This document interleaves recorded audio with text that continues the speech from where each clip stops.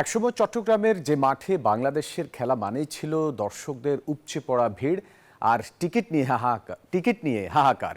এখন সেই মাঠই খেলার দিন প্রায় দর্শক শূন্য, যার জন্য বিসিবির পর্যাপ্ত প্রচারণার অভাব ও ছুটির দিনে খেলা না রাখাকে দুষছেন অনেকে। চট্টগ্রামের বীরশ্রেষ্ঠ flight lieutenant Motiur Rahman cricket stadium বাংলাদেশের ক্রিকেটে আলাদা জায়গা করে নিয়েছে। এই মাঠ সাক্ষী হয়েছে টাইগারদের অসংখ্য স্মরণীয় জয়ের মুহূর্তের। তবে এবার সেই চেনা সাগরিকা যেন বড্ড অচেনা। নিউজিল্যান্ডের বিপক্ষে সিরিজের শেষ ওয়ানডের আগে গ্যালারিতে নেই তেমন দর্শক, নেই সেই পরিচিত কোলাহল। দর্শক শূন্যতার এই চিত্রের পেছনে উঠে এসেছে একাধিক কারণ। অনেকে দায়ী করছেন ম্যাচের সময় নির্ধারণকে।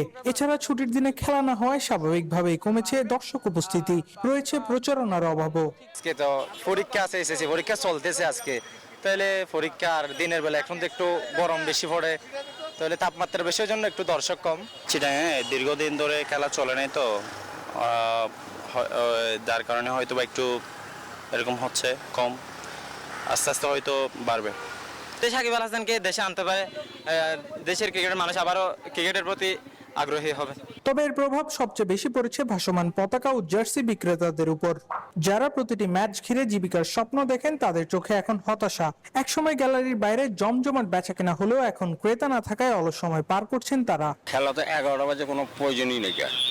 এই খেলাটা হয়তো মনে করেন যে এই 2টার পরে দিত, তাহলে দর্শক হইতো কম বেশি। বিসিবির অদ্ভুত সুজি, 11টা বাজে কোনো খেলা টাইম হলো, খেলা টাইম ওয়ান ডে ফর্মে 2:30, পারফেক্ট সময়। ব্যবসা প্রভাব পড়তেছে, কারণ কোনো ক্রাউড নাই, দর্শক নাই, কেউ কিছু কিনতেছে না। ক্রিকেট শুধু মাঠের লড়াই নয়, এক উৎসবের উপলক্ষ, যার সঙ্গে জড়িয়ে থাকে হাজারো মানুষের জীবন ও জীবিকা। সেই উৎসবের রং ফিকে হয়ে গেলে ক্ষতিটা শুধু দলের নয়, হারিয়ে যায় অনেক স্বপ্নের আলো। আবরার আল দাইয়ান, নিউজ 24, চট্টগ্রাম।